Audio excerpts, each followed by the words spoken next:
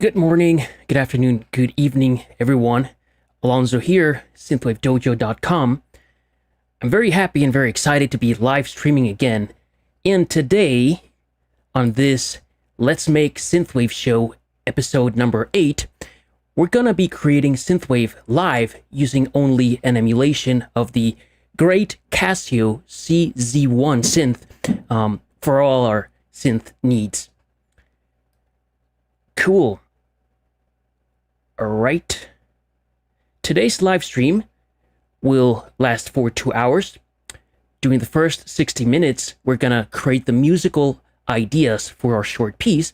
And over the second half of the live stream, I'm gonna arrange those musical parts and those ideas that we created into a 90 seconds of music short piece, which is 40 bars or so. And we're gonna focus on the big picture and on creating a very nice mood and a very nice overall sound, as opposed to focusing on every tiny little detail. All right, let's get into it. Let me show you my screen. And before we do, I just wanted to take a minute or so to talk about the Casio CZ01. Casio is mostly known for toy pianos, or these tiny keyboards that had some cheesy presets back in the 80s. You would find them everywhere. However, sometime in the mid 80s, they came out with an actual synth line that was aimed at professionals, no longer toy pianos and no longer toy keyboards. And this is the CZ line. And the first one of those, the CZ101, came out in 1984. And it was one of the first, if not the first, fully programmable and polyphonic synthesizer that was available for under $500. This was huge because back then the Jupiters and high-end keyboards like that, or synths, could cost you $15,000, $10,000, $8,000. The Yamaha DX7, it cost like $5,000 or $3,000. So it was still a lot of money to get a pro synth like that. So this Casio, which was kind of a godsend in that sense, because it sounded really good.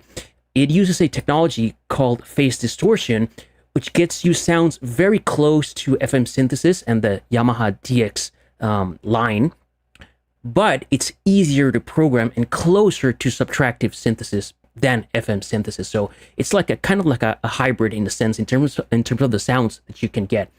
And in my opinion, it's a very underrated synth. Most people are used to the Juno, the Jupiters, the Prophet 5, the Oberheims, and all of that, and almost no one talks about these Casio synths.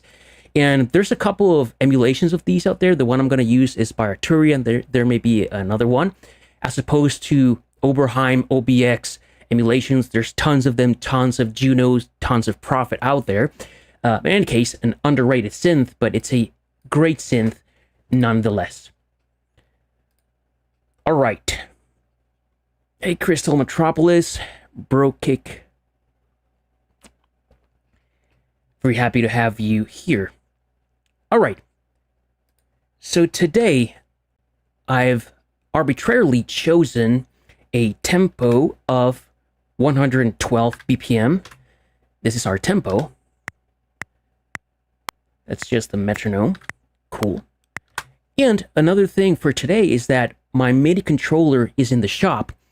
So it's going to be, I would say, challenging for me to create music because I really rely on my fingers and playing chords and on coming up with melodies by just playing keys randomly and coming up with stuff. So today it's going to be mostly me creating notes in the using MIDI roll, as a lot of you out there do. So it's gonna be cool. It's gonna definitely get me out of my comfort zone, and I'm gonna have to think about some of these things, right, and possibly approach making music in a different way. In any case, so our tempo for today is 112 BPM. I've just chosen also randomly the key of G major or E minor, which is two sides of the same coin. I'm not sure yet if the progression is going to be in E minor or G major. In any case, we have our tempo, and let's try, let me instantiate the CZ1. This is what it looks like. Like I said, this is Arturi's version.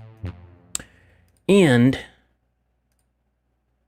I've made some very cool patches for this myself, and I could also use some of the vintage factory patches. Let me just try it randomly and see what I can get. Oh, you know what? Because I don't have my MIDI controller, I need to program some notes here. Silly me. Okay, let me get rid of the click. And we could start making music in a number of ways. I could start with a drum pattern, with a bass pattern. In this case, I'm going to try to come up with some kind of riff or arpeggio that will play throughout the track. Then I'll work my way back to the drums, the bass line, and then some kind of melodic element or melodic line. So for now, we said key of G major. Let me just set that here so I don't forget. And at this tempo,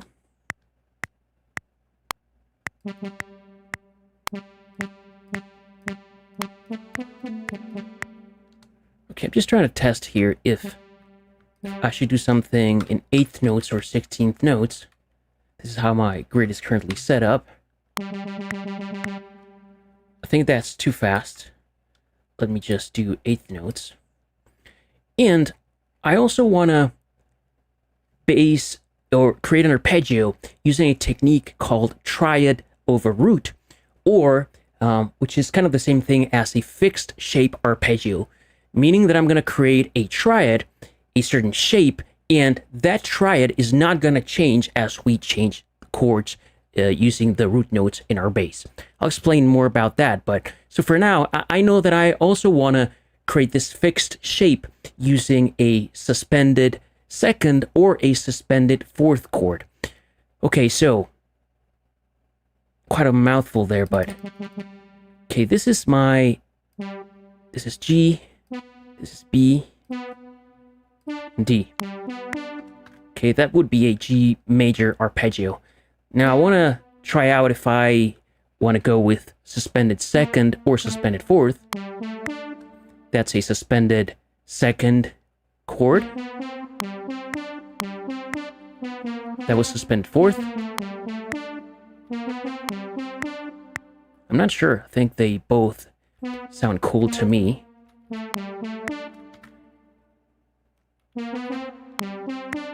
Okay, I'm gonna make up my mind and go with a suspended 4th chord. Okay, and I'm gonna pretty much repeat this.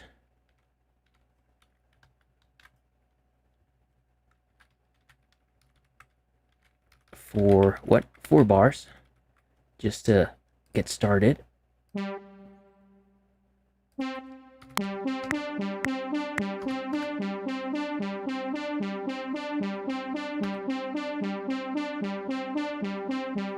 Okay, this is going to be our main arpeggio riff, which is a fixed chord, like I said, because we have a shape that is not changing in time, and we're going to change the chords below it, but our arpeggio is not going to change.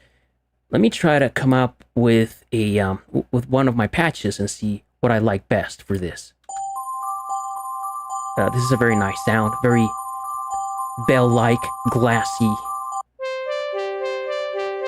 Very cool too.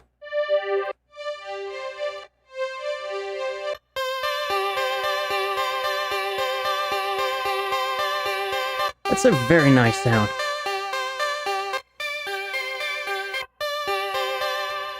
Oh, and by the way, all of these sounds that I am showing or playing or auditioning, rather, all of these were made by me. I very often just sit down and fire up one of these synths and just play and start creating patches randomly and save them for a later date, like today, and all of these are going to come in very useful. That's very cool. So I like this one. It's got a very bright, glassy bell tone. But I also like this one too. These strings are a little slow for this part.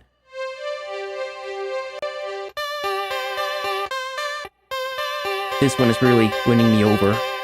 Digital piano. That's cool too. Okay, oh, this one sounds very nice.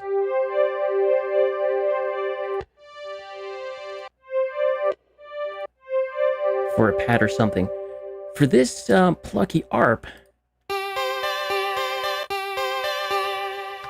let's go with this sound. And let me just get rid of the effects. Let me get rid of the reverb and the delay. Because I really like to use the delay directly on the channel, just so I have a little bit more control over it, and not necessarily use the delay that is on board with the synth. And also for the reverb, I like to very often just use one reverb for all my synths, and then one reverb for all my drums. In this case, I'm gonna fire up this reverb called Pulse by, I don't remember who makes this. In any case, I want some kind of a room algorithm that is large for sure. And I'm gonna set this to full mix 100%. Then what I will do, I'm gonna call this pluck, or arp rather. Now I'm gonna send from this channel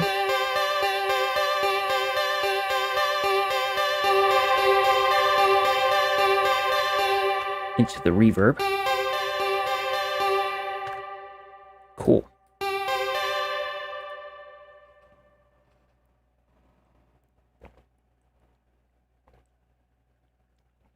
All right.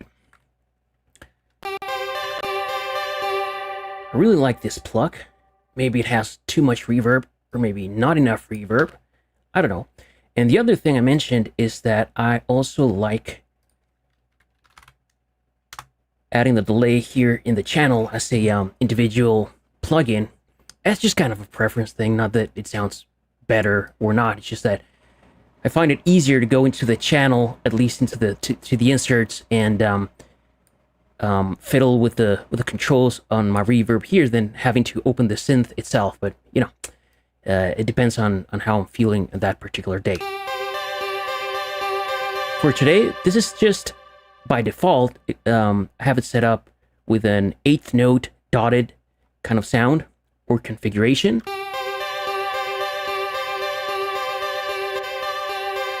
This is ping pong mode. Without it,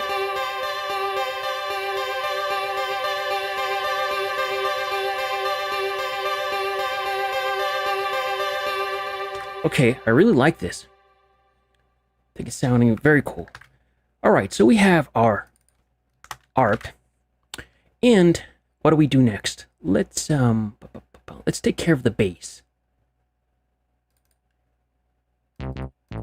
The bass is also a patch from the CZ1 or CZV when it comes to the Arturia emulation. This is how it sounds. So it's what I call a sticky bass. All right, now let's figure out what to do in terms of a bass line. I very strongly favor simple bass lines like 8th notes or 16th notes rolling kind of bass line, meaning an uninterrupted pattern of 8th notes or 16th notes. I tend to use that, I would say 90% of my tracks or even more, and I deviate from that only when I have to. So that's like my go-to approach. What I'm not sure here is, should I go for a 8th note feel or 16th note feel? Okay, right now we're creating 8th notes. Let's see how we like this. Okay, 8th note sounds cool.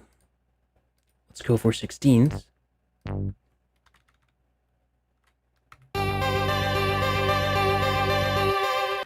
At this tempo, at 112, we could go with either of them, 8th notes or 16th notes. I think I'm gonna go with 8th notes. Nothing wrong with 16s. For whatever reason, I just want to go with 8 notes. Okay.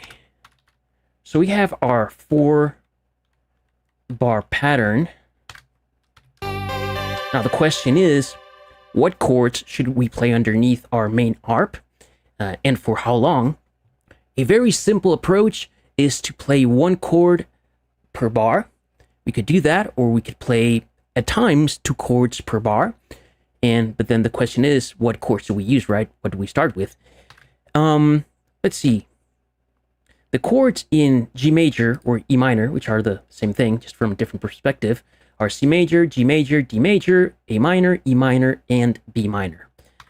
I'm kind of feeling, just to keep it dreamy and bright, I'm going to start with G major, which would be the tonic, so then this progression would be in G major for sure. But then the second chord, should we go to C, D, or E minor, which are very standard go-to chords after the tonic chord. We could go to E minor. Let's see how we like it.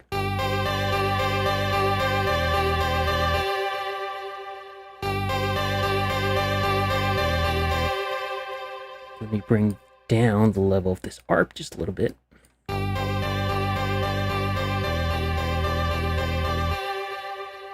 Okay.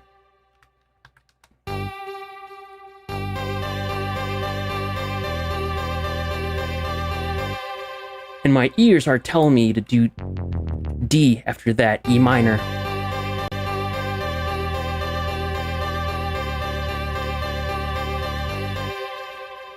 And here I could go back to D or stay on C.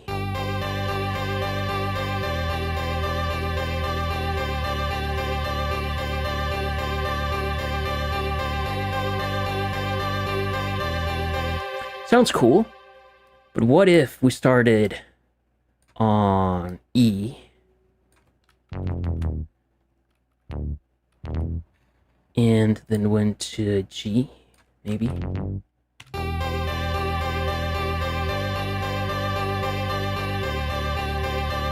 Feels different, right?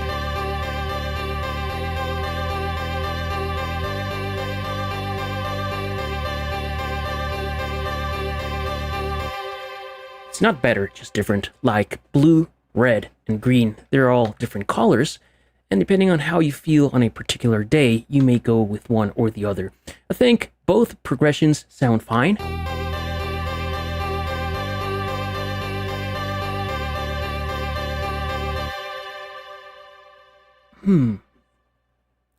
Options.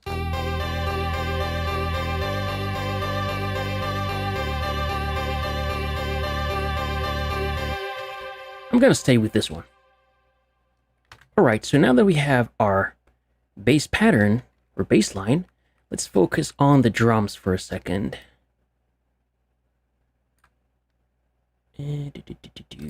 Okay, for our drums, I'm also using Casio drum samples, but in this case,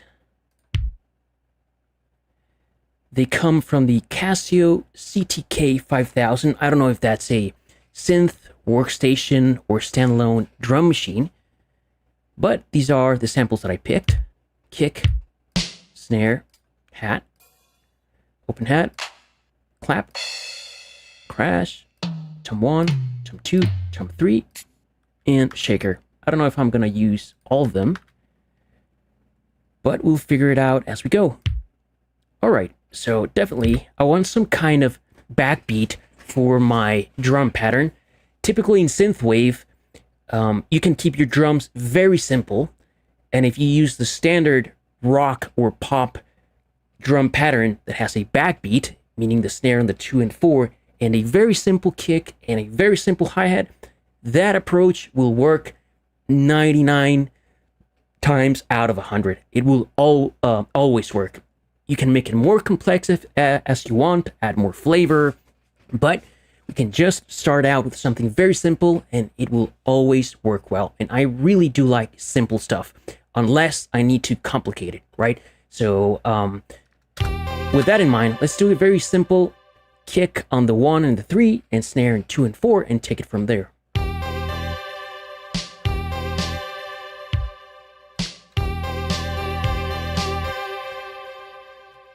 Let me bring down the arp just a little bit more. Okay. I like this. Let's do a very simple 8th note hi-hat, like so. And I'm gonna keep all of these hi-hats with the same velocity. Okay, all right.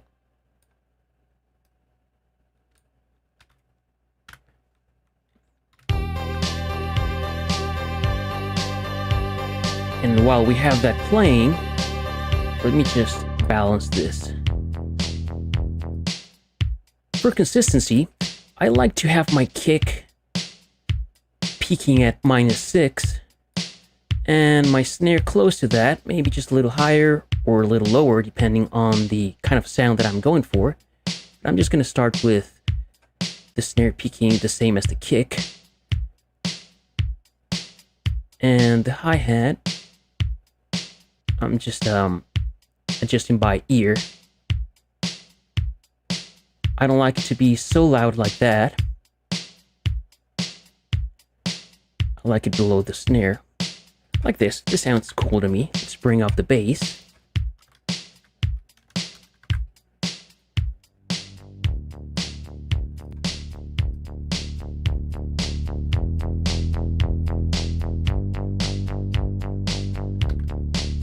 I like it.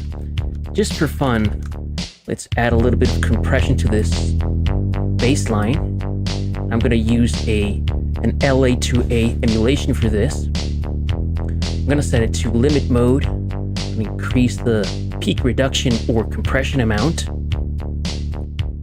I'm going to adjust the gain so we don't hear a boost when I engage the compressor. It's just going to feel with a little bit more body and weight, but it's not going to boost the volume.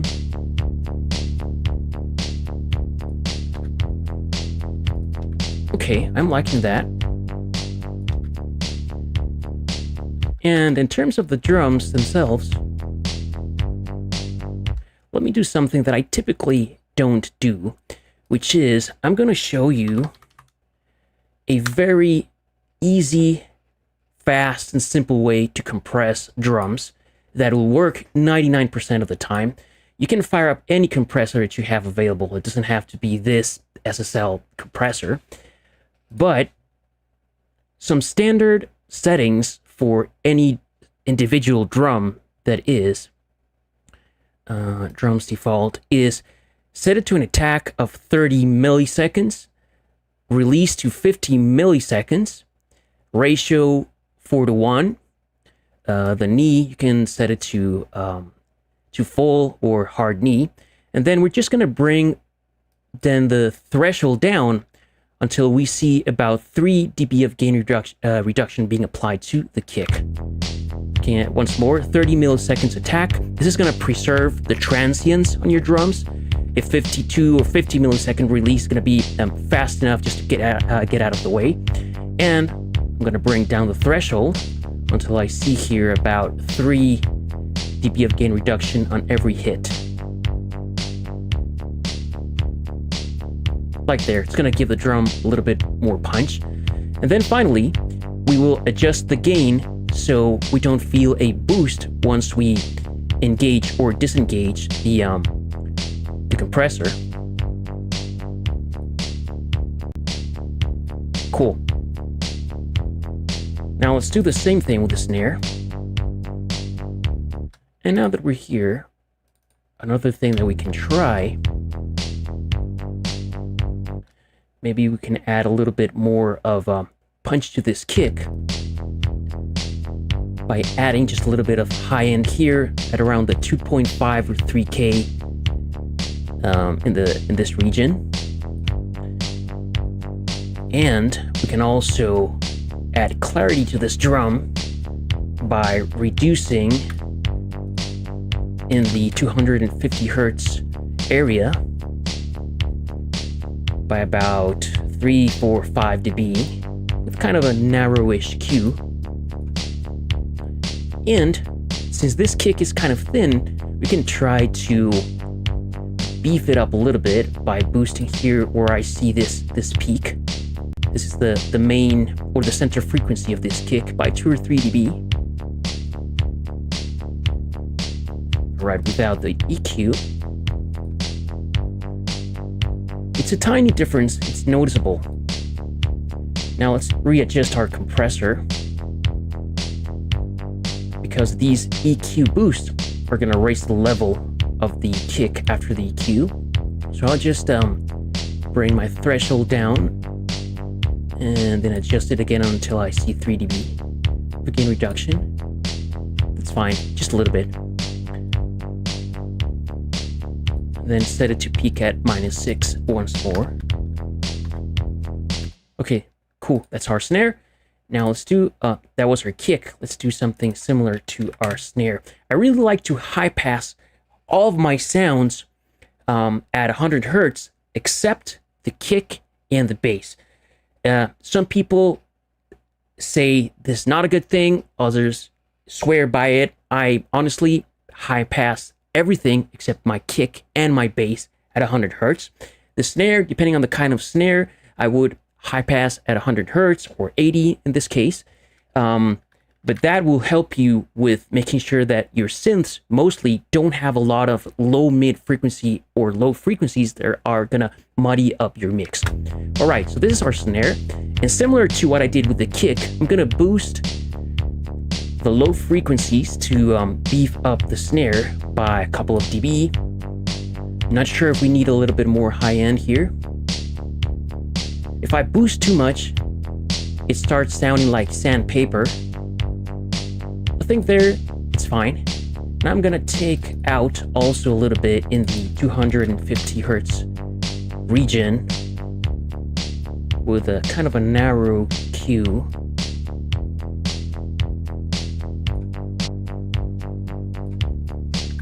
All right, and then let's add a compressor. Let me mute this hi-hat for now. I'm gonna use the same compressor. I'm gonna call up my preset. Again, 30 milliseconds attack, 50 milliseconds release, 4:1 ratio, hard knee. Bring down the threshold till we see 3 dB of gain reduction here. That's giving us a little bit more slap and transient.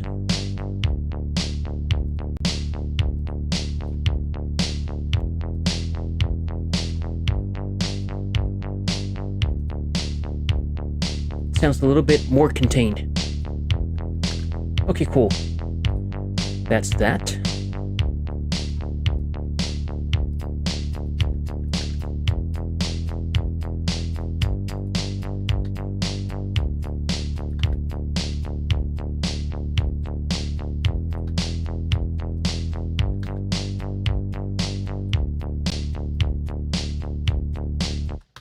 All right, enough of that. Let's add our ARP into the mix.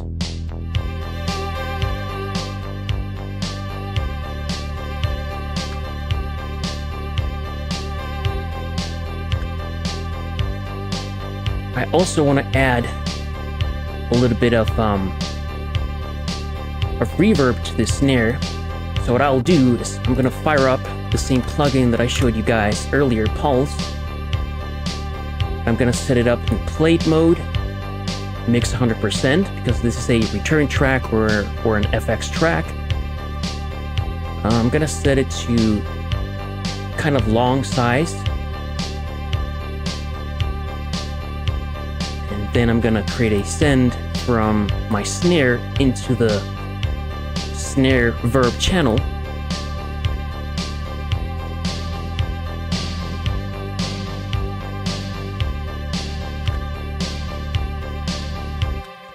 And one thing I like to do is add EQ to my reverb so it doesn't muddy up my mix. Typically, a high pass at least 100 hertz, if not more, will definitely help. and also a high cut filter just to remove some of the digital brightness of a reverb. Also helps.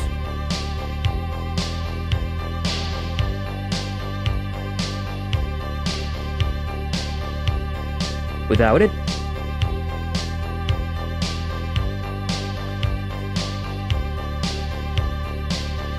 all right. I think we have a very cool thing going on here.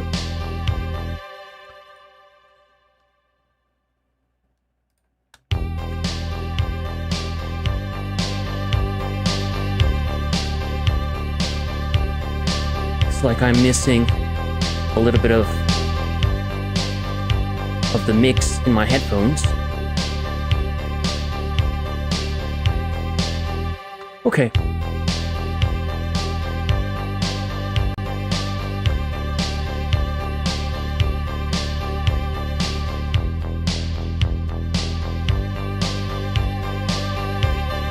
If I push the arp too loud, it drowns out the mix. And if it's too low, we can barely hear it, so somewhere in between. Let me add, like I said, a high-pass filter just to clean up the bottom end. If you look at the frequency analyzer here, there's a lot of stuff here below 100 Hz and between 100 Hz and 200 that we don't necessarily hear, but it's there taking up space in the mix. So here I'm gonna push my high-pass filter up to possibly, I don't know, 200 Hz or so. And I'm also gonna use the high cut filter to take away some of the really high highs. There's like some really high digital frequencies here up top. Pay attention to this. Almost like an aliasing error. Cool. Much better.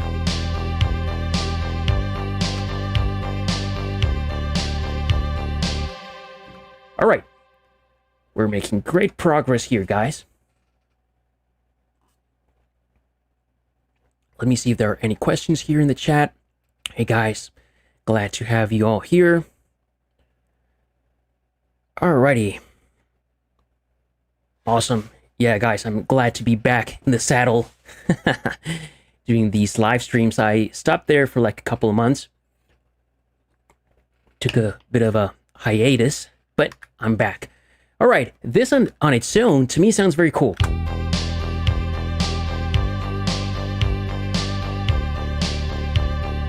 Let's see what else we can come up with.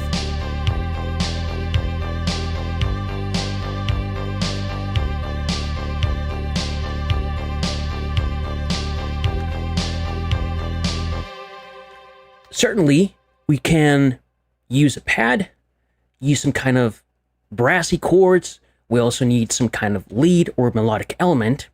For now, let me just add a filter.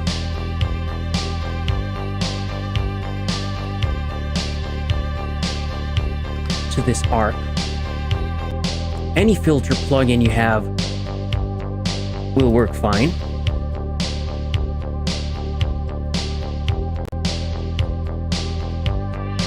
So this is the low pass cutoff control. Let me close the filter. And let's leave it there for now.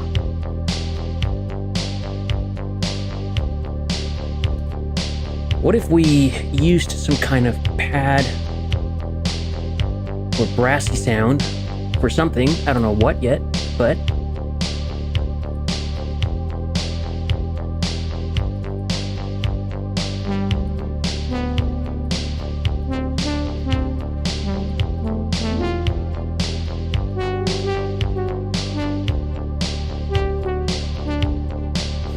this could be nice for a very soft kind of lead or melody.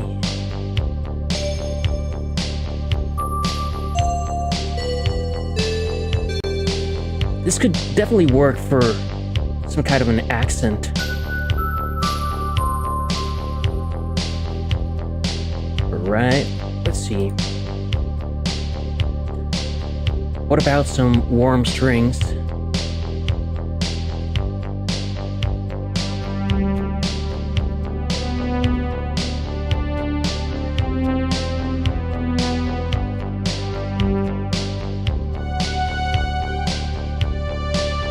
Very dreamy, right?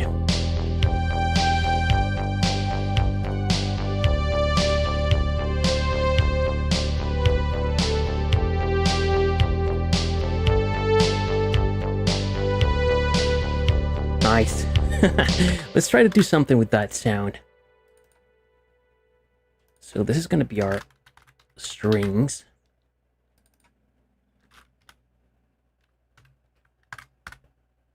All right.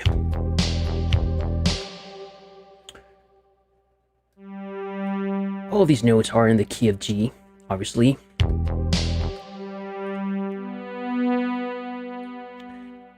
Instead of chords, let's play some kind of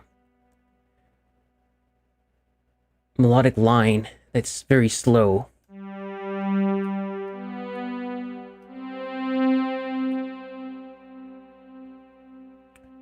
And we could have it go for 8 bars.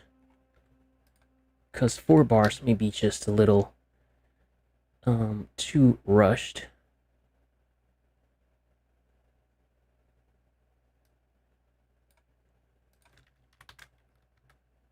Okay, drums, I'm just gonna duplicate this and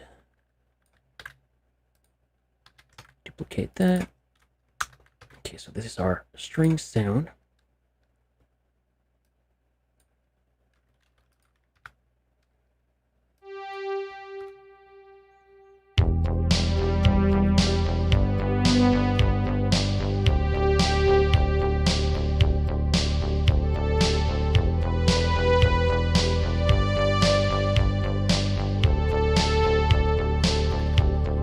That's nice. What if we...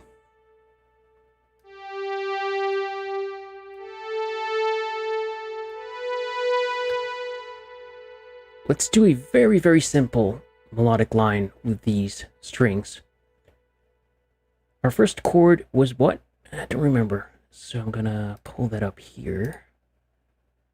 So now I can see my bass notes. So it was E, G, D. Okay, it's not too hard to remember, but when I'm focusing on something else, I tend to forget. All right. On E minor, we can certainly play G.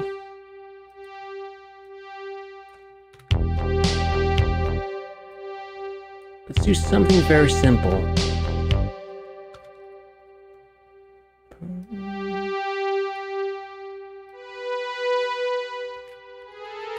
Like that.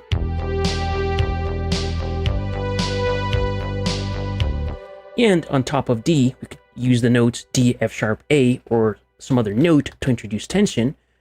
But I'm feeling, well, I don't know what I'm feeling yet. Let's try some stuff out. Close to B, I don't want to create a huge jump either up or down. So really close to B, we have D and A. Let's come back to A and see what that sounds like.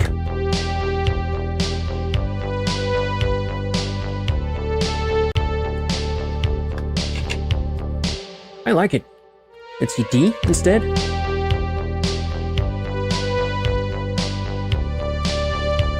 So here we're playing a G major arpeggio, GBD, by chance. It sounds okay, a little too stable and predictable. So we could, or we could go with a note, a non-chord tone that creates a little bit of tension. So for example, C would be a non-chord tone on D major, the same as E and B. But let's do C.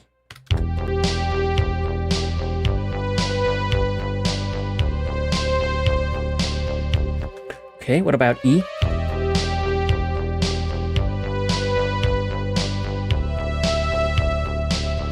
I don't like E.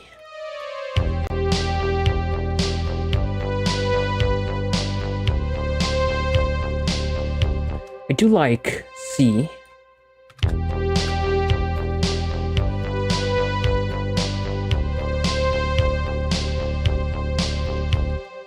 Now it's just too long.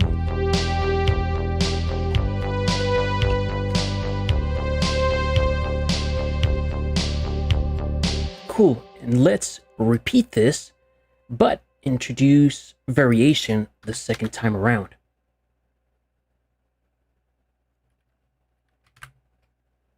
Like so. Okay, I'm gonna start the same as last time with G. A very simple way to introduce variation is to play the same two first notes, but just edit or change the third one.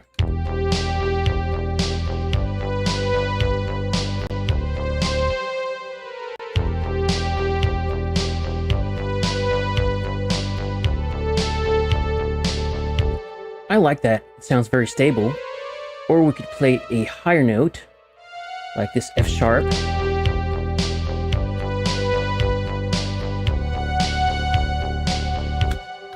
Musically, it sounds good. I don't like how it's sounding here, because it's too much of a jump from this beat to this F sharp. So let's stay with D.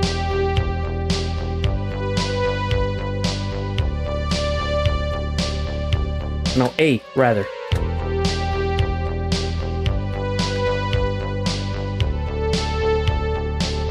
Nice. Now the whole thing sounds like this, and before I do that, let me deactivate the effects that I had on this patch. Get rid of the reverb and the delay.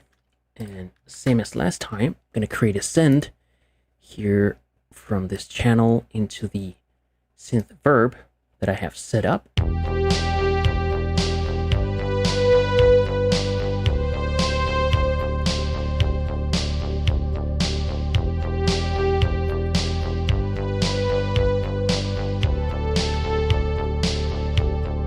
And definitely delay is gonna help us fill up the stereo spectrum. Maybe ping pong delay.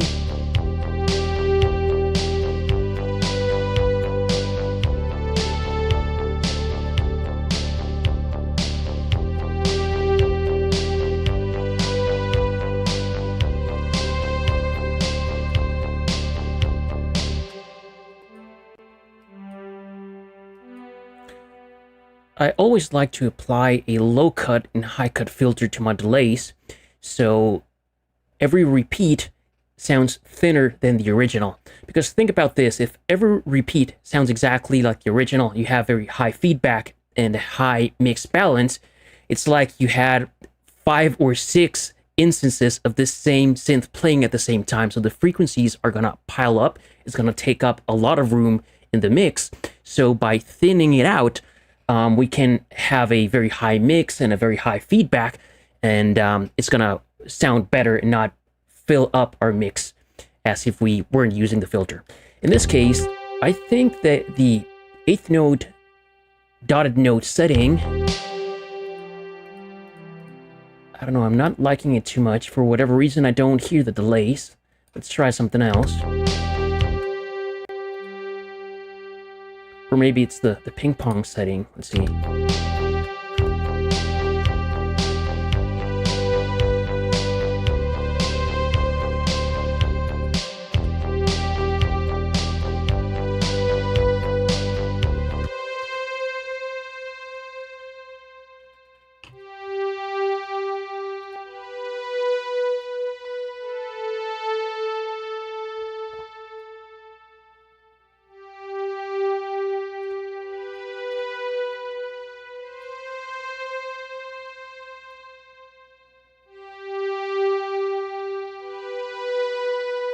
Okay, I can hear it better now.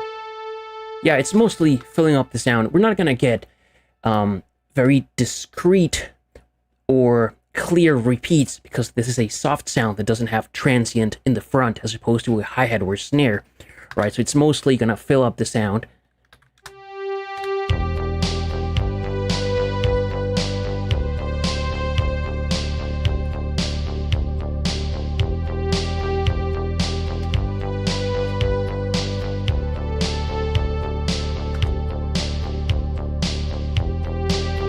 Alright, this is sounding nice.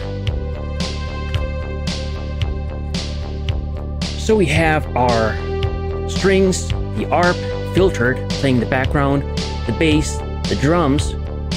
We could use another element here. Maybe the bells that we talked about a few minutes ago. Maybe a short kind of pattern for the bells.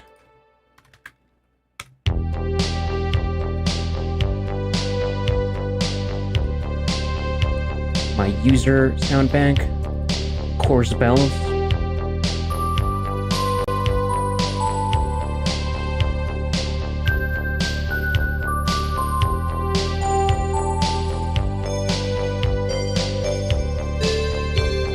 Very dreamy, right? Digital. Kind of cold, but I like it.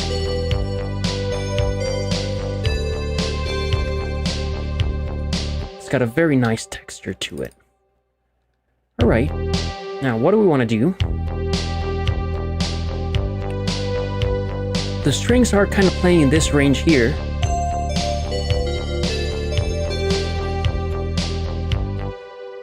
Because the bells are very, let's say, short and bright sound, I could create notes in the same octave as the strings, or I could, just to play it safe, whatever I create, do it up here in a higher range, a higher octave.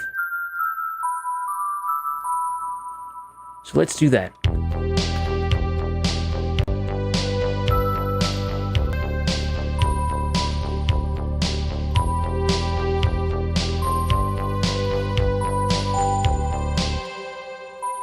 Let's start with C.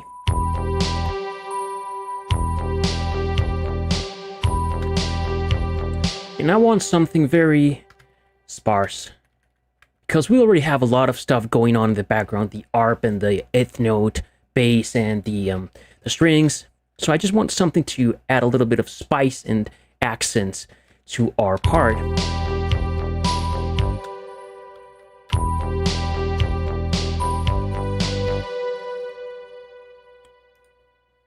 And for this one, I do want to appreciate the reverb and the delay.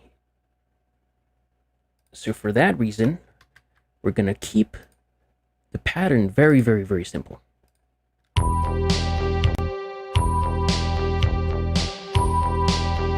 Send it to our reverb.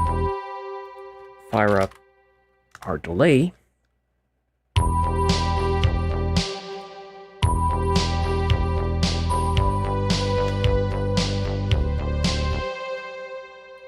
High cut, low cut, more high cut than low cut in this case.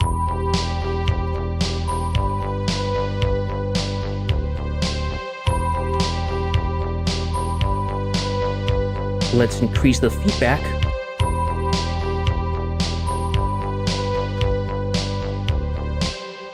Okay, I'm liking that very much. But let's do some other notes here in a different pattern.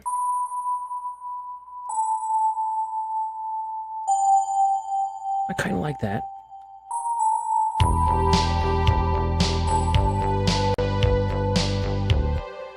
The last chord is D major. So I could go to F sharp.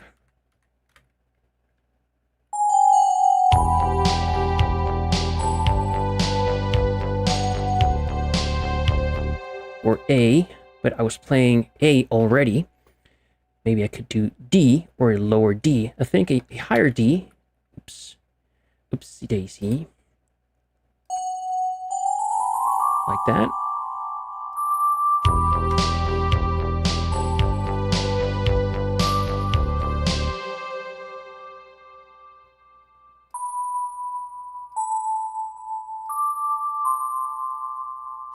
Yeah, like that.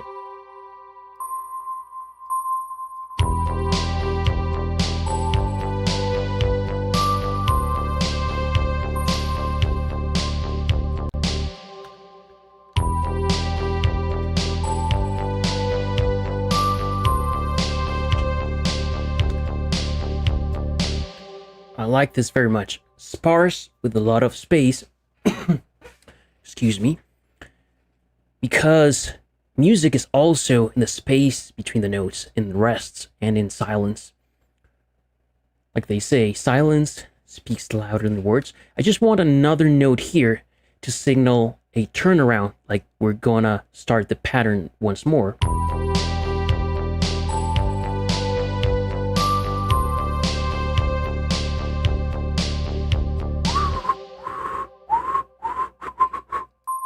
Yeah, exactly. That's what my ear was telling me. This is the note I need.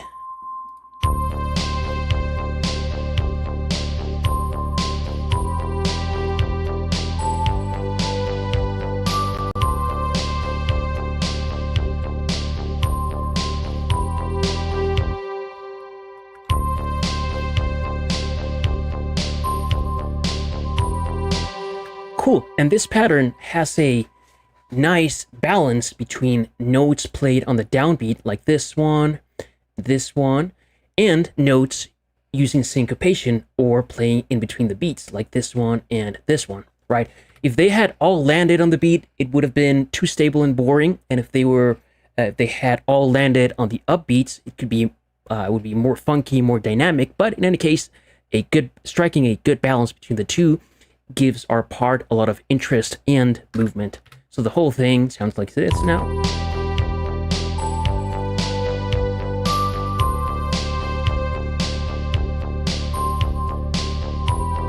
Nice, right?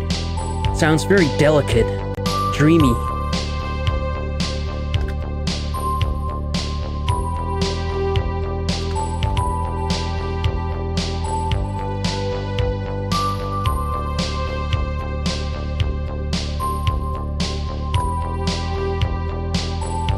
Very nice. Now, do we need some kind of melodic element, or should we count the strings as a melodic element for our piece? I'm not sure.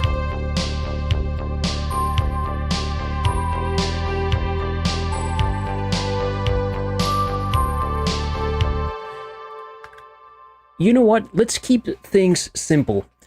For all my tracks, I typically like to start with a main stack like this, which is the main idea that I will use in my track, the foundation. And more often than not, I like to keep it simple with 5 or 6 layers like I have here. Bass is one layer, drums are another layer, even though we have different sounds like the kick, snare, hi-hat, whatever, the crash that I haven't created here, I still consider that one layer. And then we have 3 layers of synths. So this main stack is made up of 5 layers, which is fine. I could keep on going and create more and more parts, but then I will have the tendency, once I'm turning this into a full-length track, or in this case, into a short piece of 40 bars of length, if I create 10 or 12 different parts, which I could, then I will have a tendency to try to fit them all in my final arrangement. And very often that is a disaster, because it's very hard to fit so many parts, especially if you are a beginner. If you are an advanced producer, professional producer, black belt producer, you can handle possibly a lot of parts inside your track all at the same time. But if you're a beginner, I would strongly suggest you start out by creating no more than 4 or 5 layers like I'm showing you here. And then once you get into the arrangement process, think again of not more than 4 or 5 layers at the same time. 7, 8, 9, 10 is going to be too hard to manage and to be able to pull off if you are a beginner. And also, in this case, since we're going to create a 40-bar arrangement, I'm pretty sure that I'm going to use all of these parts. I may need another one. I'm not sure. But if this were a full-length track, in any case, I would have started it just like this. And I know that I would use 2 or 3 additional parts, but I would leave that until I'm in the arrangement/composition process, just to see what I need at that time and not create all the parts that I think I will need beforehand. Again, stay simple, start simple, and create more parts as you go along. And at this point, I feel we have enough parts for a 40 bar short arrangement. All right, let's see what else can we do here. Definitely, I need a crash.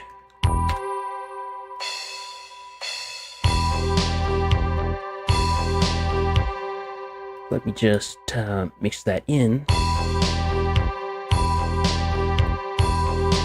I don't want the crash to be too loud. Just an accent. And very often, I like to add a ping pong delay to my crashes, so we get some nice side-to-side movement. Something like that works. Maybe ping pong. Maybe that's too fast a setting. What about quarter note, dotted note setting? What about a straight eighth note? Oh, that's too fast. Quarter note. Yeah, that was kind of the movement that I had literally in my head, like this. Let's apply the high cut, low cut.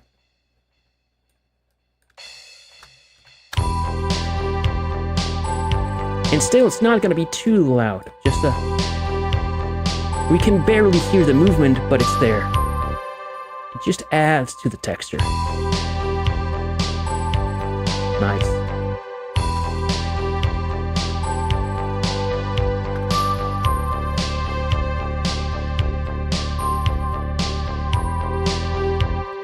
Very dreamy synthwave, my friends. Very simple too. All right, let's see. We could certainly use some kind of tom fill, shakers, or claps for the chorus or the drop or whatever. What if we... Yeah, let's create some kind of clap pattern. I want something that supports the snare and that doesn't draw too much attention onto itself.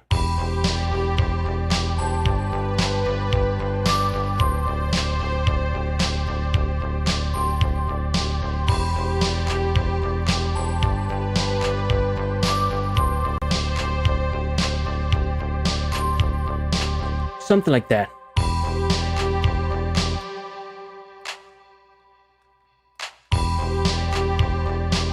Yeah.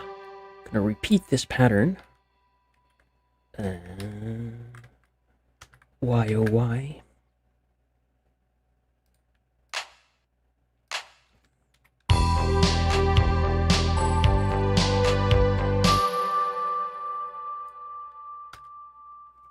There you go.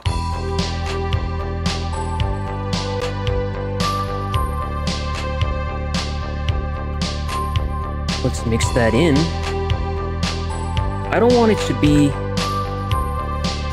super loud and obvious and obnoxious. Similar to the reverb that I set up for all my synths, here I have an effects channel, return channel, whatever it's called in your DAW, called Room Reverb. And I use this exclusively for the drums. So I'm going to use the exact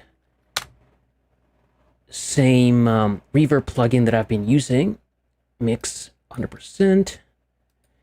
And here I'm going to set it to room, but I want a kind of a small room with like a medium time. And I'm going to increase the smoothing. Let's send our clap into the room reverb.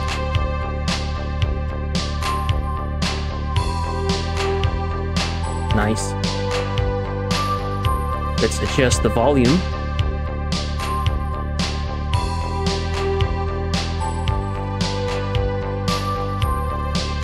Nice. Without it, it's like now we're missing it, right?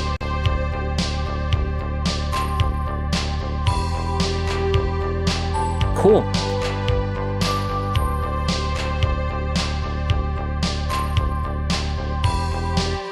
Nice. All right, so that's our clap.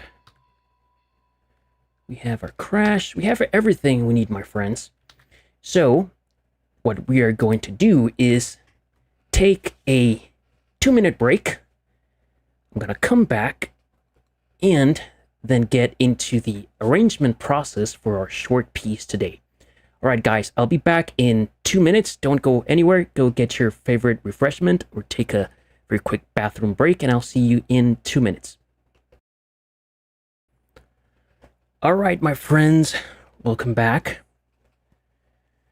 Let's see, let's pick back up again where we left off. Drinking my coffee here to get me going. Now, one very important thing that maybe you haven't realized or noticed is that I'm working very quickly, in the sense that I'm just going with mostly the first idea that comes to mind. I try it out and very quickly make up my mind and make a decision. I'm not agonizing over every tiny, minute detail that at this point won't matter. Right now, I'm just trying to 80-20, get something that sounds good, that I like it, right? Is it perfect? No, it's not perfect. Do I think the way that this main stack is mixed, does it sound perfect? No, it doesn't. I can still make it sound better, but it is good enough for this part of the process, for this phase, right? It's good enough right now. There's no point in spending an hour or so or more adding more parts or trying to make it sound better if you have no idea how you're gonna arrange this into a track. Okay, so for now, good enough is good enough. This is a great starting point for our track. All right, now, like I said many times now, I'm going to turn this main stack into a quick and dirty 40-bar arrangement. That 40-bar arrangement, I call it a basic kata, and it consists of 5 sections, each section 8 bars long, and we have an intro, a verse, a chorus, a bridge, and an outro. So it's going to be all very simple, and the same philosophy that I applied when I created the main stack and that I just mentioned. I'm going to focus on the big picture, the big rocks, like the biggest impact, and I'm not going to agonize and worry about every tiny little detail. I want to create a cohesive and cool sounding experience in 40 bars for our listener, and definitely I could spend, at least once I'm done over the next hour, I could spend at least a good 2 or 3 hours more making it better, right? And if this were a basic kata exercise, just creating and perfecting this 40-bar arrangement, I would spend 3 or 4 or 5 hours doing that. I'm not gonna. So I'm just gonna, like I said, tackle the big things, just get the big picture sounding good, making decisions quickly, and moving quickly. All right. So with this intention, and it's very easy to start thinking about your main stack as your chorus or the part with the most energy in your track, okay? With that in mind, I'm just very simply gonna copy this over here. And I know for a fact that I don't want the bells to be playing in the chorus. I want them to play on a different section. So I'm gonna leave the bells for the bridge. And part of, well, I'll get there in a few seconds. So I've just dropped all my entire main stack into the chorus. So from here on out, I'm just gonna very quickly think about how to arrange this, the big picture, like the big puzzle. I'm gonna move stuff around without listening to how it sounds, and we'll get to that later, okay? So definitely the bridge, I want the bass to keep going. I want my drums to keep going on the bridge. Not sure about the claps, okay? I don't want the strings to keep going on the bridge. And the arp, I'm not sure, okay? So that's that. During the verse, for sure, I want my bass. For sure, I want my drums. Whoops, daisy, with a crash here. There's going to be a crash on the downbeat of every major section change, like so. Okay. The claps, I know that I don't want this clap pattern on the verse or the intro. Not sure about the bridge. I'll figure that out later. Okay. On the verse, I certainly want the arp to play. I don't want the strings. I'm going to leave that for the chorus, and I don't want the bells to play either. Okay. So this is our verse, 80-20 Pareto principle. Now, what about the intro? If you listen to a lot of Dreamwave, Time Cop, that kind of those kinds of artists and sound, there are many ways to start out a track in a very simple manner. For example, we could start out with the bass going from the start, and we could do something like, we can start with the arp and then play with the filter, and we can end our piece the same way we started it, at least for this example. There's nothing wrong with that. This is very common to do in synthwave and dreamwave and a lot of styles of electronic music. So the arp, this is exactly how we're gonna end. Okay, so roughly, here we have our 40-bar arrangement, 80-20, Pareto principle. I'm not sure exactly if I'm gonna mute something here or there. I think I'm going to need tom fills in between these major sections. Not sure if a reverse crash or a reverse filter sweep or something like that. But overall, just looking at this visually, I like it. I have my bass playing throughout the entire piece. That's also a very common thing to do, like have one or two elements like anchor your entire arrangement. The drums are playing mostly in, let's say, in the middle sections. They're not playing on the intro and the outro. That's fine. We have the arp is also another element that's kind of anchoring the entire track because it plays throughout the entire thing mostly. The strings, they only come up during the chorus, the same for the bells. So for now, this does seem to me visually like a nice arrangement. Okay, so from here, let's start arranging the chorus. Let's think about if we need anything else, let's mix it. Let's see what else we can do here, and then we will work our way forwards and backwards to get this thing finished. All right, so this is our chorus.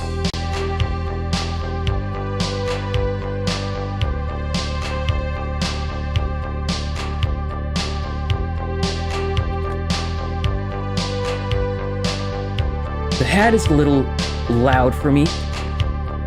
I'm gonna send it into the drums room reverb.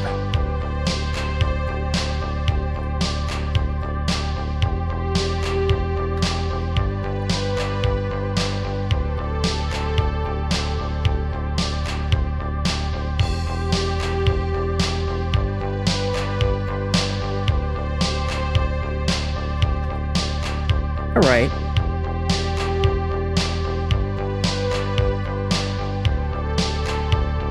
I'm just tweaking these levels to see if I like them more somewhere else. And I like to start with the bass and the drums because if the micro balances between the drums and the bass aren't right, your track is not gonna feel right. Either it's gonna lack impact or it's gonna sound out of whack. Like too soft a bass makes the track sound weak, and too loud, it's gonna overpower the track. So I'm not looking here at the meters. It seems like I'm doing that, but I'm just listening to see where it feels good to me.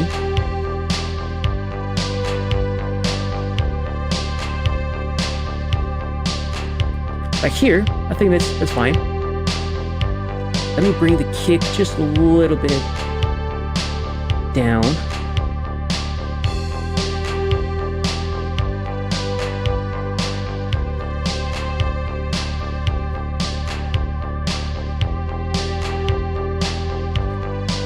Okay, I like that. Now, what about our arp and the strings?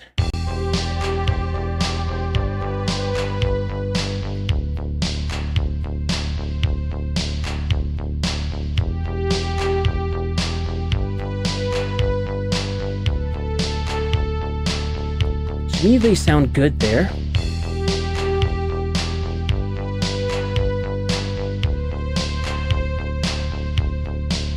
maybe a little bit more reverb, then adjust the gain, the level rather.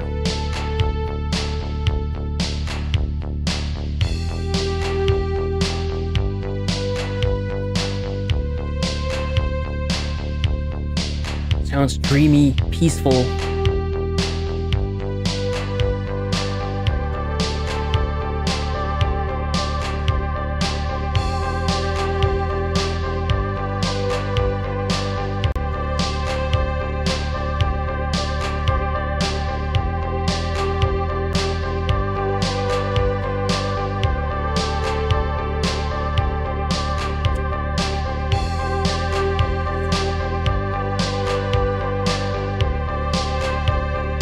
Bring the crash down just a little bit. Cool. What about the clap?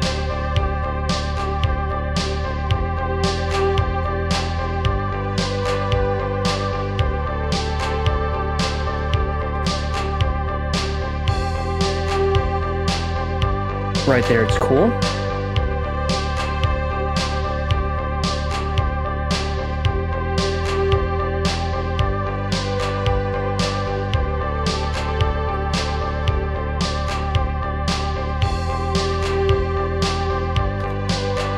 Okay, let's apply some EQ to the strings very quickly.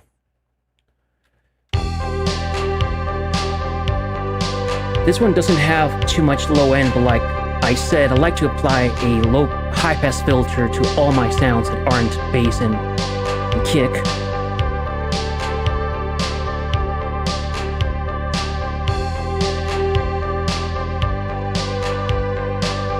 Let me take away a little bit of low mids, like 250 or so hertz.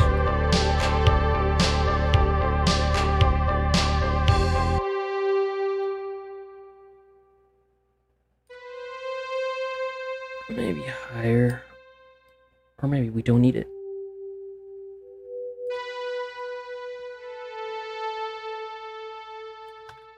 Okay, cool.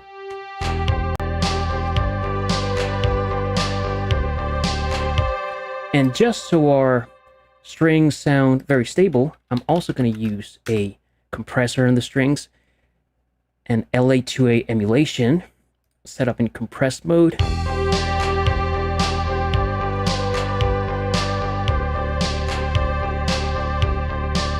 Turn the knob until I see like a healthy -3, -5 dB of gain reduction. Then use the gain to bring it back to where it was in terms of level.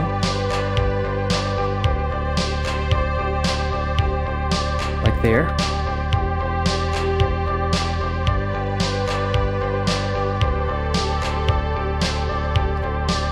Cool.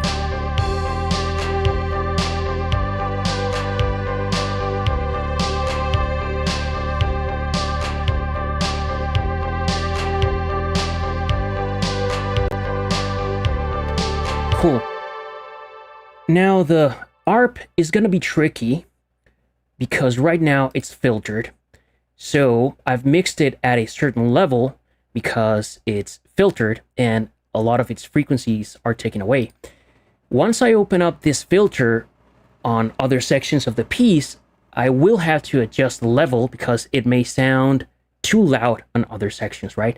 So that's the tricky thing that we need to take care of or consider as we go along mixing and arranging this piece. But for now,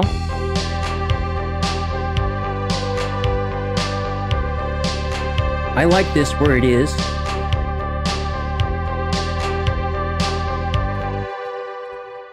And just for fun, we can head over here to our drum bus and apply a bus compressor just to make the drums sound more cohesive and glued together.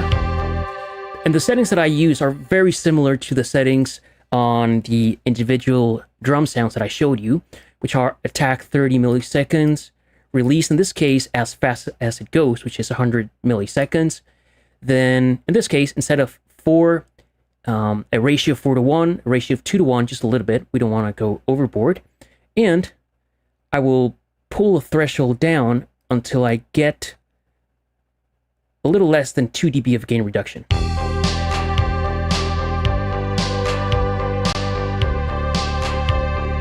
Or about 2.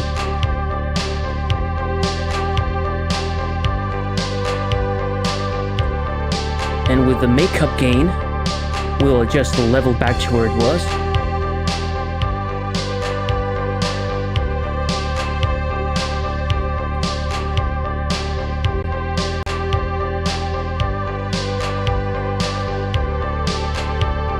Okay, cool.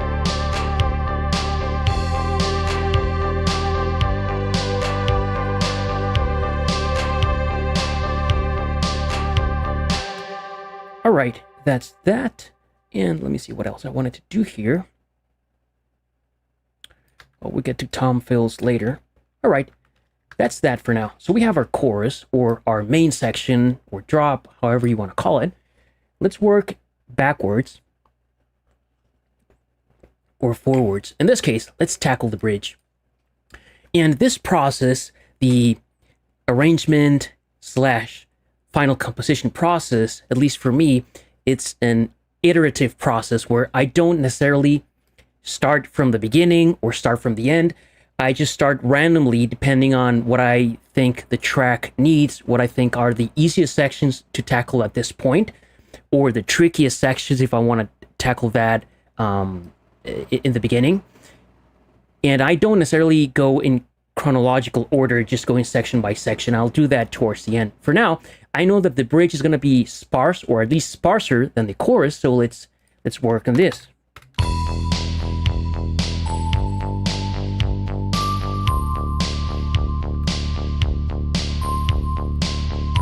All right, so we only have our bells here.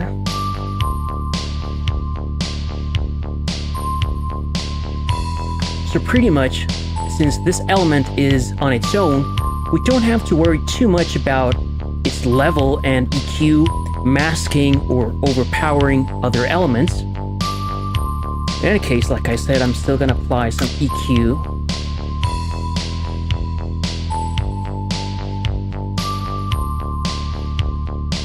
And for the high end, I certainly want to clean up some digital aliasing frequencies that I hear, like these are very harsh.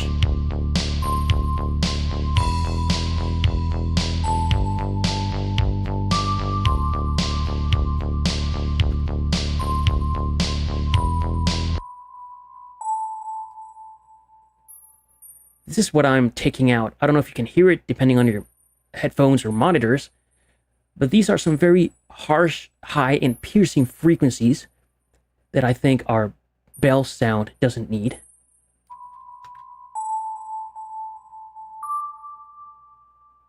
And this is the low end that we're taking away.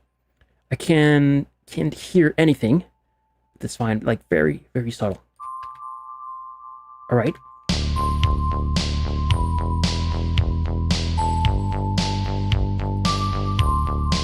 So for this, we can even go crazy with the delay. Since this part is going to be on its own, we can increase the mix, increase the feedback, and maybe do something more busy or different.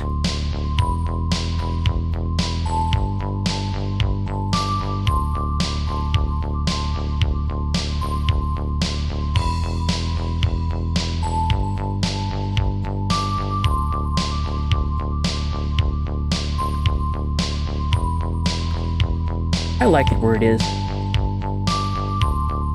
And yeah, it sounds very sparse. So going from this section into the bridge,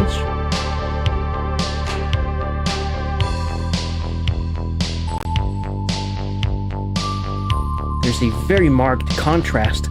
And that's also one thing you should be trying to build in your arrangement and your compositions and your tracks. Some very stark contrast between the parts.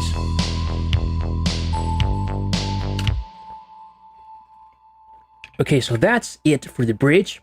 I'm gonna call it finished, same as the chorus. Maybe the only thing that we'll need, I'm gonna make note of that here, is like a drum fill. Or let's say drum fills, closing each major section. Alright, and this handy notepad that PreSonus Studio One offers, I use it to capture ideas for the arrangement, for the composition, so I don't forget about some of this stuff, because my memory is really bad. Okay, so we have our chorus, our bridge. Let's tackle the verse.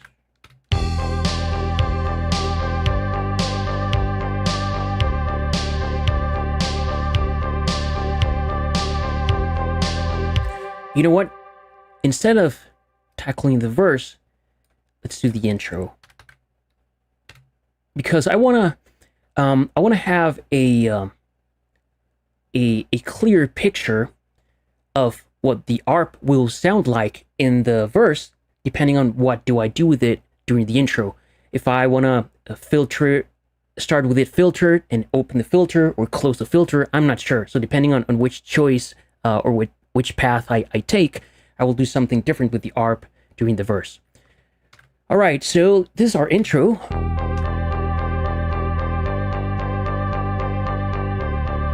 Certainly, we want movement in our intro.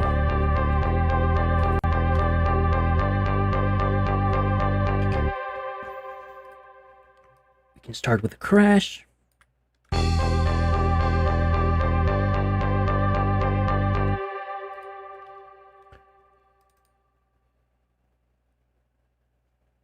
We could open or close our filter. What I'm going to do is create an automation lane for the filter cutoff, that is, because whatever I do here, I don't want to disturb where the filter cutoff is during the chorus, right? I want that to remain where I set it. But here during the intro, I can do something different, and I'm not sure if I want to start with the filter closed or open and change it as we go along. Definitely, I feel like starting with the filter closed is a nice strategy.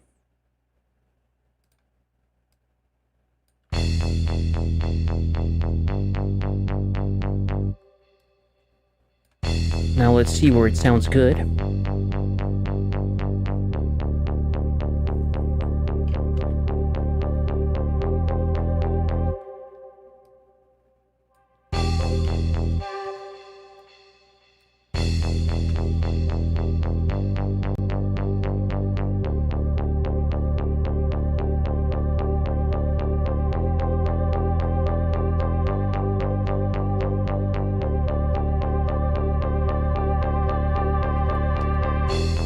Okay. This is sounding cool to me. Now, what we could do is have a moment where the filter opens up way more, like so.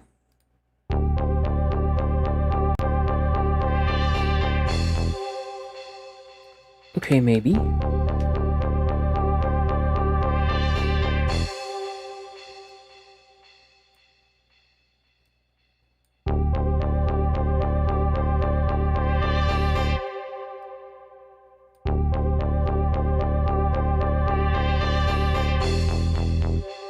Yeah, I think we can leave it like that for now.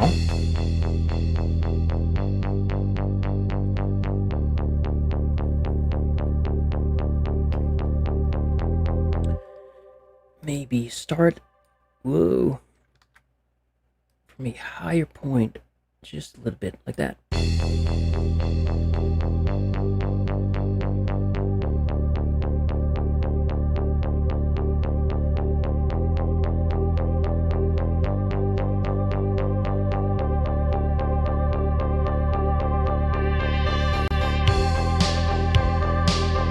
Nice, I like it. Probably not perfect, but for now, it'll do. Like I said, iterative process, we'll get back to it once we have more information about what comes later. Here I think we can certainly use some kind of reverse crash or drum fill, so I'll leave that for later, or let me capture that. Like a drum fill or reverse crash sweep to end intro. Alright, so now the verse.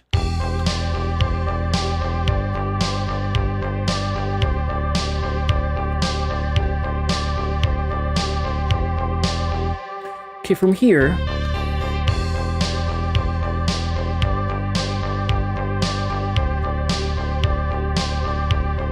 if we have our arp playing like this, even if it's just 8 bars, it's going to sound a little boring. So we're going to create movement in this section.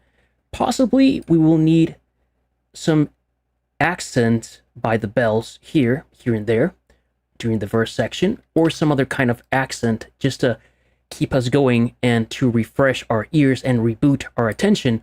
But certainly I want to change the filter frequency of the filter on this arp throughout this section, just so it feels like it's doing something, not stale like this, where nothing happens after 1 bar. All right. So very easily, what I could do is, this is the halfway point. I could maybe bring this down like so.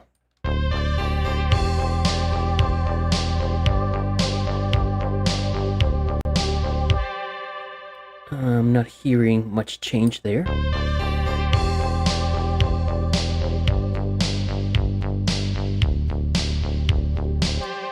Let's get rid of this point here.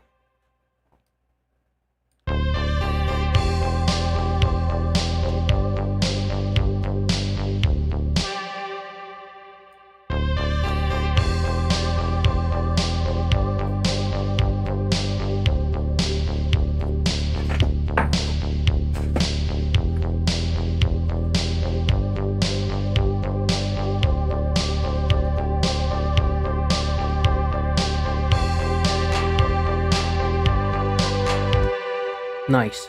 But now that I think of it, I may want to close the filter during the chorus just a little bit.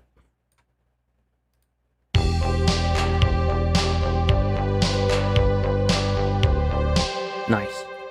Now back to the verse.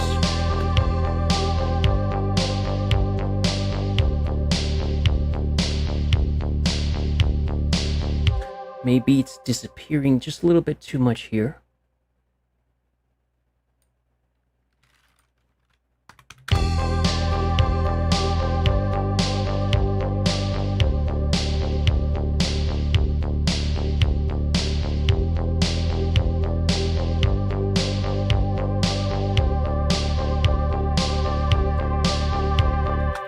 Oh, and here we could do the same thing we did here in the intro, which is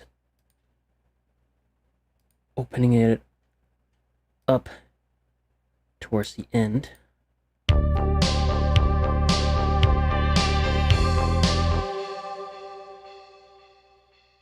Yeah, why not? Like so. Yeah, cool. I like it.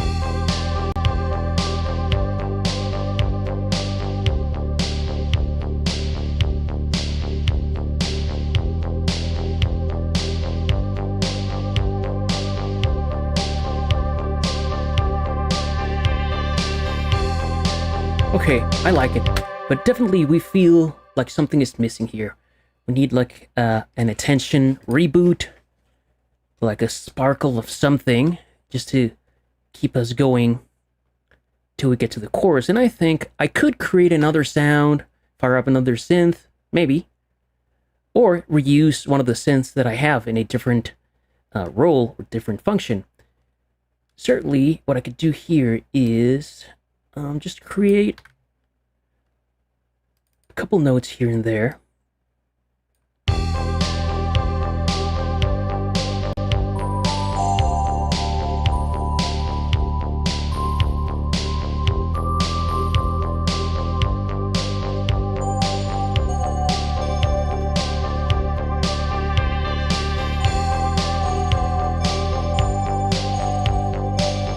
You know what? Just for fun, let's use the Boys of Summer arpeggio that's used and abused in synthwave, which in this case is G, F sharp, D, or from a music theory perspective, would be the tonic 7th and the 5th.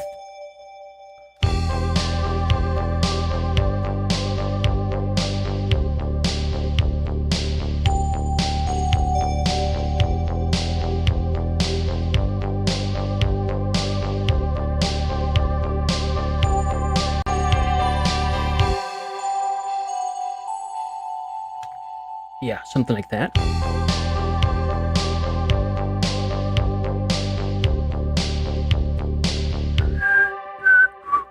Okay, where was I?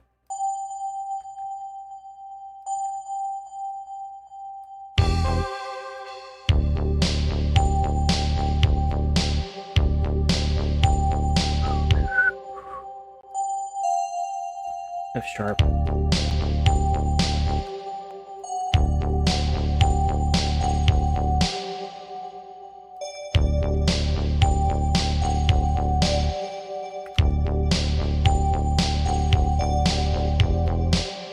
Yeah, I like it.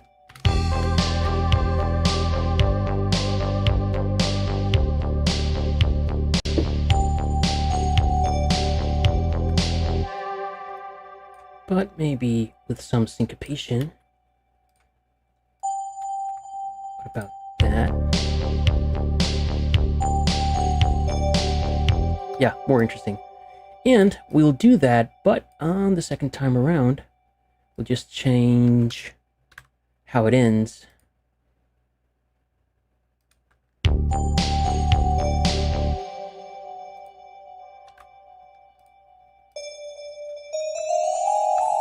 Turn that into an A. So the whole thing goes like this.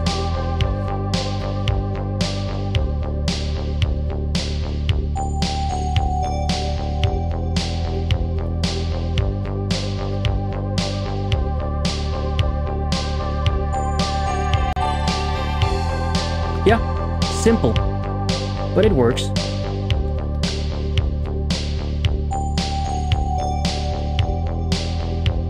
Just enough to keep us going, to keep us interested.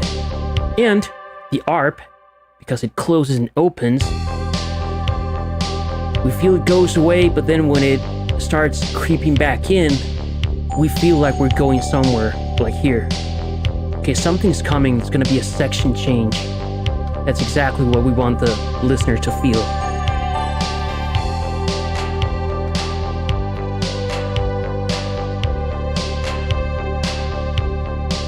Cool.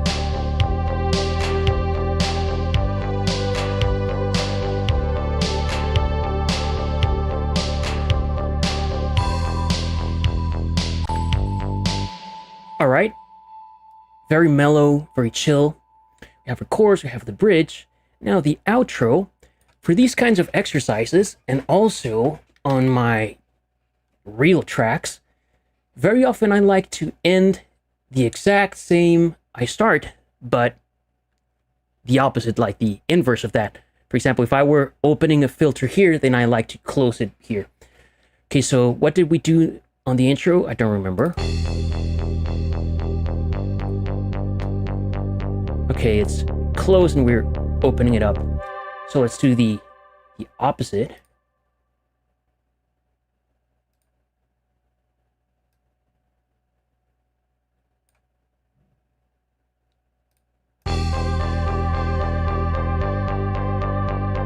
Now, how fast we want that to happen, that's a great question.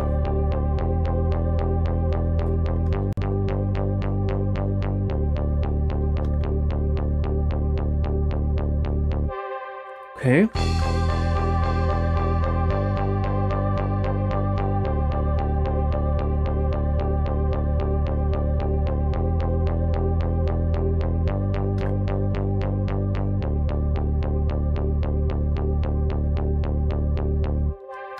Okay, and just so the outro doesn't feel so naked, we could add some of these bells or maybe the strings the same way I played them on the chorus, or an alternate version or something different.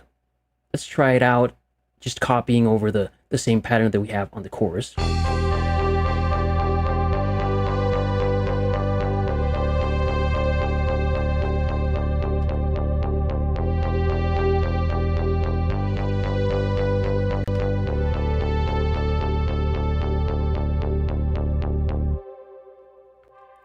And as an idea, I'm going to fade out the master fader at the end. And I'll leave this idea until we're almost done. Okay, drum fills closing each major section, drum fill, reverse crash during the intro. Okay.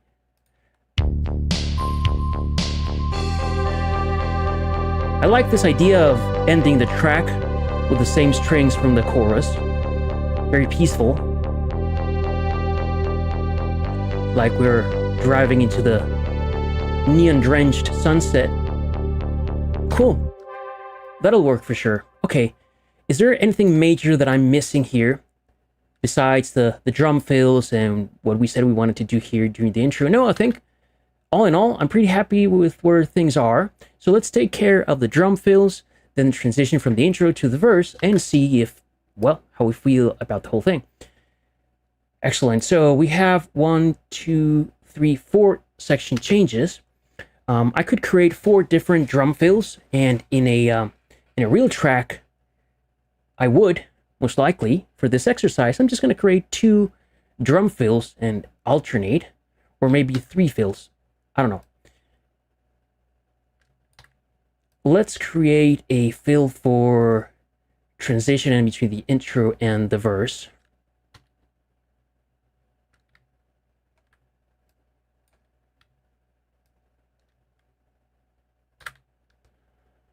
Let me loop this thing.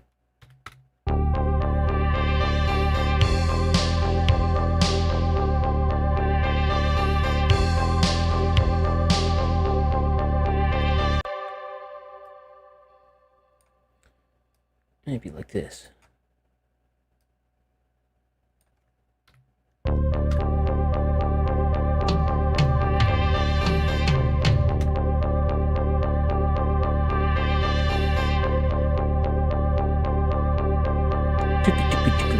Something simple. So 16th notes and 8th notes are going to work just fine.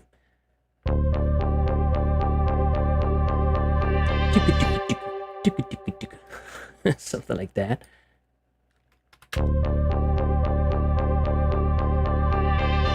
Yeah, short fill. 16th notes.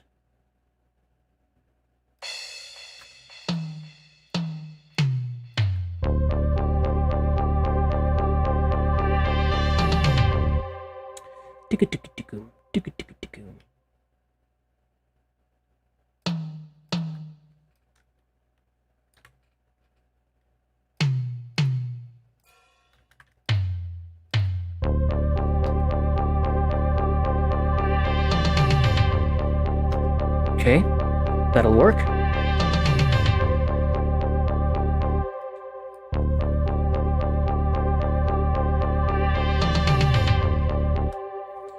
feel like my tom levels are out of whack.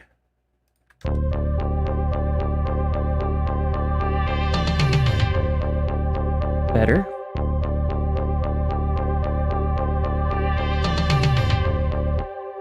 This tom 2 is too loud.